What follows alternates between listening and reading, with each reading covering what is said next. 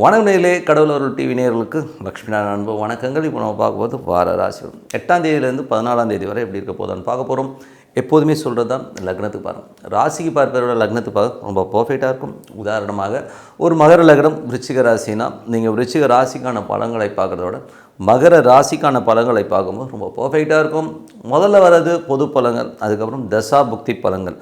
உங்கள் ஜனனகால ஜாதகத்தில் என்ன தசாபுக்தி அந்தரங்கள் வரும் அதை மிங்கிள் பண்ணி பார்க்கும்போது ரொம்ப பர்ஃபெக்டாக இருக்கும்.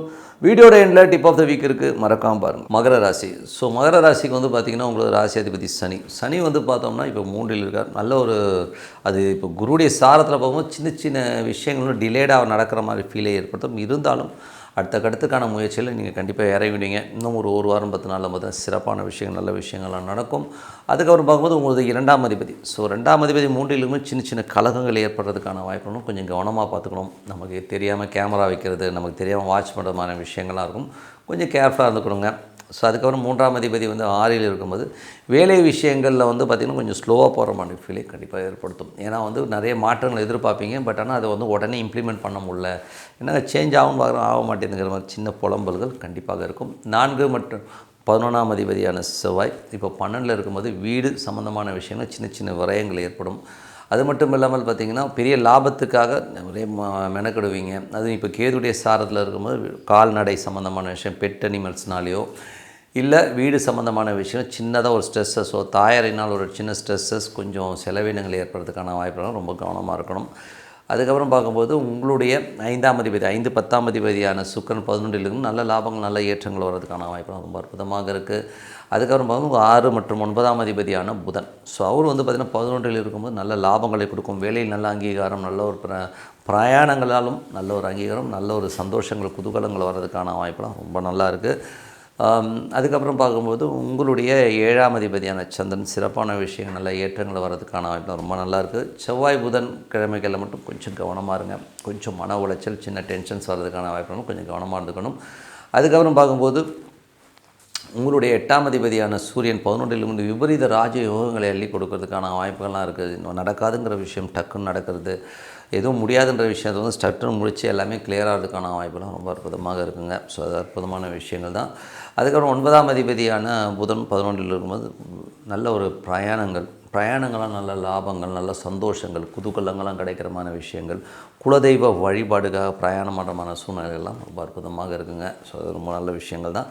10ஆம் அதிபதியான சுக்கிரன் வந்து பார்த்திங்கன்னா உங்களுக்கு வந்து 11ல் இருக்கும்போது தொழில் ரீதியான விஷயங்கள் நல்ல லாபங்கள் நல்ல ஏற்றங்கள் வர்றதுக்கான வாய்ப்புகள்லாம் ரொம்ப நல்லா இருக்குங்க. ஸோ இதுவரை பார்த்தது வந்து பொது பலன்கள். இப்போ பார்க்கும்போது தசாபுக்தி பலன்கள். மகர லக்னமாக இருந்து சூரியன் தசாபுக்தி சூரியன் வந்து பார்த்திங்கன்னா உங்களுக்கு வந்து 8ஆம் அதிபதி 11ல் இருக்கும்போது ஒரு விபரீத ராஜ யோகங்களை அள்ளித்தரதுக்கான வாய்ப்புலாம் ரொம்ப நல்லா இருக்குது. ஸோ நம்ம அடுத்த கட்டத்துக்கு முன்னேறதுக்கான வாய்ப்புகள் எல்லாமே அற்புதமாக இருக்குங்க. ஏன்னா சூரியன் வந்து உங்களுக்கு வந்து திடீர் அதிர்ஷ்டங்களை அள்ளி கொடுத்துரும். ஸோ நடக்காதுங்கிற ஒரு விஷயம் திடீர் நடக்கிறதுக்கான வாய்ப்பு ரொம்ப அற்புதமாக இருக்குது. அதுக்கப்புறம் பார்க்கும்போது மகர லக்னமாக இருந்து சந்திரன் சந்திரன் வந்து பார்த்திங்கன்னா ஒரு நாட்கள் வந்து பூசத்தில் போகும்போதும் திங்கள் செவ்வாயில் அற்புதமான விஷயங்கள்லாம் நடக்கும்.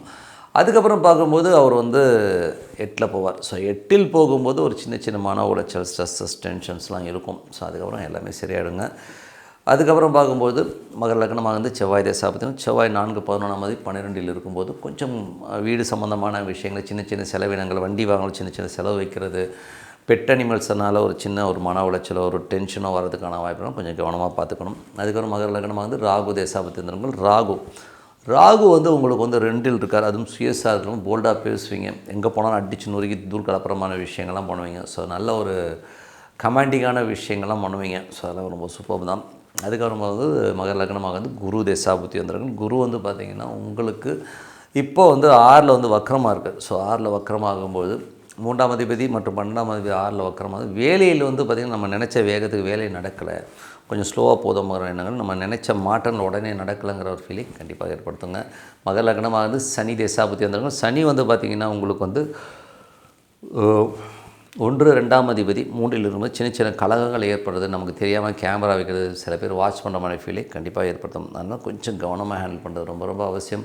மகர லக்னமாக இருந்து புதன் தசாபுக்தி வந்தாலும் புதன் வந்து பார்த்திங்கன்னா நல்ல ஏற்றங்கள் நல்ல லாபங்கள் வரும். வேலையில் நல்ல ஒரு அங்கீகாரம் கிடைக்கிறது, கேட்ட இடத்துல கடன் கிடைக்கிறது, நல்ல ஒரு குருமார்களை போய் தரிசனம் பண்ணுறது, இந்த மாதிரி விஷயங்கள்லாம் ரொம்ப நல்லா இருக்குங்க. ஸோ மேற்படிப்பு நல்லா படிக்கணும் அப்படின்னு நினச்சிட்டு இருக்கவங்க அதெல்லாம் சூப்பராக நடக்கிறதுக்கான இப்போ ரொம்ப நல்லாயிருக்கு. மகர லக்னமாக வந்து கேது தேசாரம், கேது வந்து 8லேருந்து சுக்கிரனுடைய சாரத்தில் இருக்கும்போது திடீர் அதிர்ஷ்டங்கள், திடீர் ராஜயோகங்களை அள்ளித்தரதுக்கான வாய்ப்புலாம் ரொம்ப நல்லாயிருக்கு. ஏன்னா வந்து அது 8-11 போது விபரீத ராஜயோகங்களை அள்ளித்தரணும். ரொம்ப நாளாக வந்து லிட்டிகேஷனாகவும் ரொம்ப ஒரு கேள்விக்குறியாக இருக்கிற விஷயம் டக்குன்னு முடிஞ்சு ஒரு சுபமாக முடியறதுக்கான வாய்ப்புலாம் ரொம்ப நல்லாயிருக்கு. மகர லக்னமாக வந்து சுக்கிரன் திசாபுத்தி அந்தரங்கள். சுக்கிரன் வந்து பார்த்தா 5-10ஆம் அதிபதி வந்து இப்போ 11ல் இருக்கும்போது சிறப்பான விஷயம், நல்ல ஏற்றங்கள், நல்ல லாபங்கள் வர்றதுக்கான வாய்ப்புலாம் ரொம்ப அற்புதமாக இருங்க.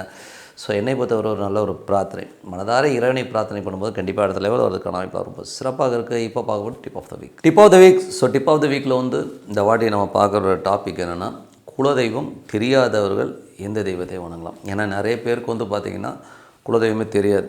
ஏன்னா அப்பா ஒரு ஊரில் இருந்திருப்பாங்க, அம்மா ஊரில் வந்திருப்பாங்க, எல்லாம் மைக்ரேட் ஆகி வருவாங்க, சில பேர் வீட்டை விட்டு ஓடி வந்திருப்பாங்க. ஸோ இந்த மாதிரி சூழ்நிலையில் வரும்போது அவங்க பூர்வீகமே கட்டாயிடும். ஸோ அப்பா வழியிலையும் தெரியாதுங்க, அம்மா வழியும் தெரியாதுங்க, எனக்கு என்ன குலதெய்வமே தெரியாது. ஆனால் எனக்கு குலதெய்வம் வந்து கும்பிட்டா நல்லதுன்னு சொல்கிறாங்க, என் ஜாதகத்தில் குலதெய்வத்தை போய் பாருங்கன்னு சொல்கிறாங்க, ஆனால் என்னால் முடியலைங்க அப்படின்னு சொல்கிறவங்க எந்த தெய்வத்தை வணங்குறதுனால நமக்கு வந்து அந்த குலதெய்வம்க்கான பலன் கிடைக்கும் அப்படிங்கிறத இப்போ இதில் பார்க்க போகிறோம். ஸோ குலதெய்வத்துக்கான முக்கியமான தெய்வம். ஸோ இப்போ இந்த குலதெய்வம்னா ஏகப்பட்ட குலதெய்வங்கள் இருக்குங்க. நீங்கள் வந்து அந்த குலதெய்வத்துடைய சாயில் பார்த்திங்கன்னா நிறைய கருப்பர் வருவார், நிறைய தெய்வங்கள் ஓகேங்களா. கருப்பர், முனியன், அப்புறம் ஏகப்பட்ட தெய்வங்கள் வந்து கிராம தேவதைகளாக, அதாவது நம்ம குடும்பத்தோடு இறந்து போய் அவங்களே தெய்வமாக வழிபடுறவங்க இருக்காங்க. அதே மாதிரி வந்து பார்த்திங்கன்னா வழியாக குலதெய்வத்தை வந்து வழிபடணும். இதுதான் குலதெய்வ செக்டார்லேயே வரும். இல்லை என்ன முக்கியமாக பார்க்க வேண்டிய விஷயம்னா, ஒரு 14 தலைமுறை 15 தலைமுறைலாம் வந்து அந்த கோயிலில் போய் நின்று அவங்க வந்து வழிபாடு பண்ணியிருப்பாங்க. அந்த இடத்துல போய் நின்று நம்ம வழிபாடு பண்ணும்போது நமக்கு அந்த நல்ல ஒரு வைப்ரேஷன், நம்ம தாத்தா முப்பாட்டன் உட்காந்து பூஜை பண்ண இடத்துல நம்ம பண்ணும்போது அது கிடைக்குங்கிறது வந்து ஐதீகம். பட் இருந்தாலும் சில பேருக்கு வந்து அந்த பாக்கியம் கிடைக்கிறதில்ல. ஏன்னா வந்து குலதெய்வம் எனக்கு தெரியல, அப்போ நம்ம என்ன பண்ணலாம் அப்படின்போது இதுக்கு வந்து யார் அந்த தெய்வம்னா ஹரிஹர சுதன் ஐயப்பனை தான் பார்க்கணும். நீங்கள் வேணால் பாருங்கள், ஐயப்பனை பாருங்கள், அது வந்து கருப்பு உடை அணிஞ்சு தான் போவாங்க. அது மட்டும் இல்லாமல் அது ஹரியும் சிவனும் கலந்த ஒரு கலவையானவர் தான். அவர் வந்து ஒரு எப்படிப்பட்டவனோ அவர் ஒரு வாரியர் தான். ஸோ வாரியர்னும் போது அவர் சண்டைக்கு போயிருக்கார், வில் எடுத்து போயிருக்கார். அதேமாதிரி கருப்பு உடை உடுத்தி தான் போவாங்க. ஏன்னா வந்து ரொம்ப கொஞ்சம் ஆச்சாரமான தெய்வம், கொஞ்சம் எமோஷனலான தெய்வம் தான் வச்சுப்போமே. பிரம்மச்சரியம் உள்ள ஒரு தெய்வம் தான். அதனால் வந்து யாருக்கெல்லாம் குலதெய்வம் தெரியாதோ அது குலதெய்வத்துக்கான ஹெட் குவார்ட்டர் யாரானா ஹரிஹர சுதன் ஐயப்பன் தான். ஸோ நீங்கள் வந்து எந்த தெய்வம் உங்களுக்கு குலதெய்வம் தெரியலனாலும் நீங்கள் ஐயப்பனை வணங்கும்பொழுது சிறப்பான பலன்கள். அது எப்படி வணங்கணும் அப்படின்னும்போது, சனீஸ்வர பகவான் உங்கள் ஜாதக கட்டத்தில் எங்கே இருக்கிறாருன்னு பார்த்துக்கோங்க. அந்த கிழமைகளில் போய் நீங்கள் வழிபாடு பண்ணிங்கன்னா ரொம்ப அற்புதமான பலன்களே கிடைக்கும். அதுதான் ரொம்ப ஈஸியான வே ஓகேங்களா. அது ஐயப்பனை எப்போ வணங்கணும், அந்த சனீஸ்வர பகவான் எந்த கட்டத்தில் இருக்கார். இப்போ உதாரணம் சொல்லப்போனால் சனீஸ்வர பகவான் வந்து இப்போ சப்போஸ் வந்து மேஷத்தில் இருக்காருன்னு வைங்களேன். ஸோ லைனாகவே சொல்லிட்டு வரேன். ஸோ மேஷத்தில் வந்து சனீஸ்வர பகவான் இருக்கான செவ்வாய்க்கிழமைகளில், அதாவது மேஷம் விருச்சிக ராசிகளில் சனீஸ்வர பகவான் உங்கள் ஜாதகத்தில் இருந்தார்னா நீங்கள் வந்து செவ்வாய்க்கிழமைகளில் ஐயப்பனை வணங்குவது ரொம்ப சிறப்பான பலன்களை கொடுக்கும். அதே மாதிரி வந்து ரிஷபம் துலாம் ராசிகளில் சனீஸ்வர பகவான் இருக்காருன்னா நீங்கள் வெள்ளிக்கிழமைகளில் வந்து நீங்கள் போய் அந்த ஐயப்பனை வணங்குவது ரொம்ப சிறப்பான பலன்கள் இருக்கும். அதே மாதிரி மிதுனம் கன்னியில் வந்து உங்களுக்கு சனீஸ்வர பகவான் இருக்காருன்னா புதன்கிழமைகளில் வந்து ஐயப்பன் வழிபாடு பண்ணுறது ரொம்ப சிறப்பான ஒரு நல்ல விஷயத்தை கொடுக்கும். அதுக்கப்புறம் சந்திரன், அதாவது கடக ராசியில் வந்து உங்களுக்கு சனீஸ்வர பகவான் இருக்காருன்னா நீங்கள் வந்து திங்கள் கிழமைகளில் வந்து அந்த ஐயப்பன் வழிபாடு பண்ணுறது ரொம்ப ரொம்ப சிறப்பாக இருக்கும். சிம்ம ராசியில் சனீஸ்வர பகவான் உங்கள் ராசியில் இருக்காருன்னா ஞாயிற்றுக்கிழமைகளில் வந்து சனீஸ்வரன் அந்த ஐயப்பன் வழிபாடு ரொம்ப சிறப்பாக இருக்கும். அதே மாதிரி உங்களுக்கு வந்து தனுசு மற்றும் மீன ராசிகளில் சனீஸ்வர பகவான் இருக்கான்னா வியாழக்கிழமைகளில் வந்து நீங்கள் போய் வந்து சனீஸ்வர பகவானை வழிபாடு பண்ணுறது ரொம்ப ரொம்ப சிறப்பாக இருக்கும். அதே மாதிரி சனிக்கிழமைகளில் அதாவது வழிபாடு பண்ணோன்னா உங்களுக்கு வந்து மகரம் மற்றும் கும்பத்தில் உங்களுக்கு வந்து சனீஸ்வர பகவான் இருக்காருன்னா நீங்கள் சனிக்கிழமைகளில் வந்து போய் வழிபாடு பண்ணுங்கள், ரொம்ப சிறப்பான பலன்கள் கிடைக்கும்.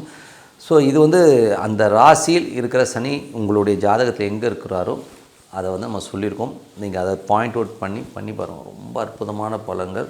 நீங்கள் குலதெய்வத்தை நீங்கள் போய் வழிபட்டு பண்ணுற அந்த ஒரு பலன் கண்டிப்பாக கிடைக்கும். அது மட்டும் இல்லாமல் அந்த தெய்வத்தை வணங்குறதுல பௌர்ணமி காலங்களிலும் அமாவாசை காலமும் உங்கள் குலதெய்வம் என்னவனா இருக்கட்டும், ஐயப்பனை நினச்சிட்டு வணங்குங்க வீட்டில். அற்புதமான பலன்களை தேடி வரும். குலதெய்வத்திற்கான அனைத்து பலன்களும் உங்களுக்கு கிடைக்க வாழ்த்துக்கள் சொல்லிட்டு உங்களிடம் விடைபெறுவது உங்கள் லக்ஷ்மி நாராயணன். நன்றி, வணக்கம். கடவுள் அருள் டிவியை பார்த்தமைக்க நன்றிகள். மேலும் இது போன்ற தகவல்களை தெரிந்து கொள்ள கடவுள் அருள் டிவியை சப்ஸ்கிரைப் செய்யுங்கள். மறக்காமல் பெல் ஐக்கானை கிளிக் செய்யுங்கள்.